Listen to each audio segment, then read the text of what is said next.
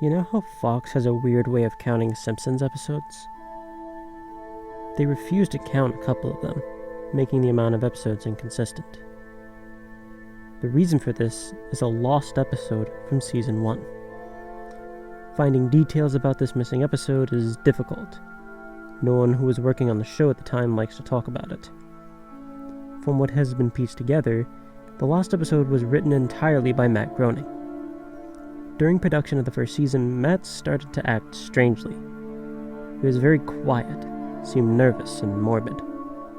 Mentioning this to anyone who was present results in them getting very angry and forbidding you to ever mention it to Matt. I first heard of it at an event where David Silverman was speaking. Someone in the crowd had asked about the episode, and Silverman simply left the stage, ending the presentation hours early. The episode's production number was 7G06. The title was Dead Bart. The episode label 7G06 Moaning Lisa was made later and given Dead Bart's production code to hide the latter's existence. In addition to getting angry, asking anyone who was on the show will cause them to do everything they can to stop you from directly communicating with Matt Groening. At a fan event, I managed to follow him after he spoke to the crowd, and eventually had a chance to talk to him alone as he was leaving the building. He didn't seem upset that I had followed him, but I expected a typical encounter with an obsessive fan. When I mentioned the lost episode, though, all color drained from his face, and he started trembling. When I asked him if he could tell me any details, he sounded like he was on the verge of tears. He grabbed a piece of paper, wrote something on it, and handed it to me.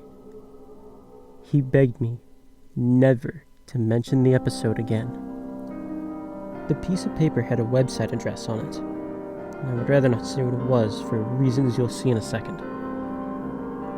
I entered the address into my browser, and I came to a site that was completely black, except for a line of yellow text, a download link. I clicked on it, and a file started downloading. Once the file was downloaded, my computer went crazy. It was the worst virus I'd ever seen. System restore didn't work. The entire computer had to be rebooted. Before doing this, though, I copied the file onto a CD. I tried to open it on my now empty computer, and I suspected there was an episode of The Simpsons on it. The episode started off like any other episode, but had very poor quality animation. If you've seen the original animation for Some Enchanted Evening, it was similar but less stable. The first act was fairly normal, but the way the characters acted was a little off. Homer seemed angrier, Marge seemed depressed, Lisa seemed anxious, and Bart seemed to have genuine anger and hatred for his parents. The episode was about the Simpsons going on a plane trip. Near the end of the first act, the plane was taking off. Bart was fooling around, as you'd expect. However, as the plane was about 50 feet off the ground, Bart broke a window on the plane and was sucked out. At the beginning of the series, Matt had an idea that the animated style of the Simpsons world represented life, and that death turned things more realistic. This was used in this episode. The picture of Bart's corpse was barely recognizable. They took full advantage of it, of not having to move, and made an almost photorealistic drawing of his dead body. Act 1 ended with a shot of Bart's corpse. When Act 2 started, Homer, Marge, and Lisa were sitting at their table, crying. The crying went on and on. It got more pained and sounded more realistic. Better acting than you'd think would be possible. The animation started to decay even more as they cried, and you could hear murmuring in the background. The characters could barely be made out. They were stretching and blurring. They looked like deformed shadows with random bright colors thrown on them. There were faces looking in the window, flashing in and out so you could never be sure what they looked like. This crying went on for all of Act 2. Act 3 opened with the title chord saying that 1 year had passed. Homer, Marge, and Lisa were skeletally thin and still sitting at the table. There was no sign of Maggie or the pets.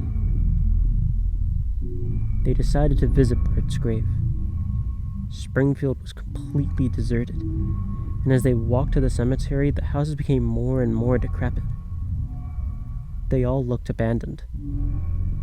When they got to the grave, Bart's body was just lying in front of his tombstone, looking just like it did at the end of Act 1.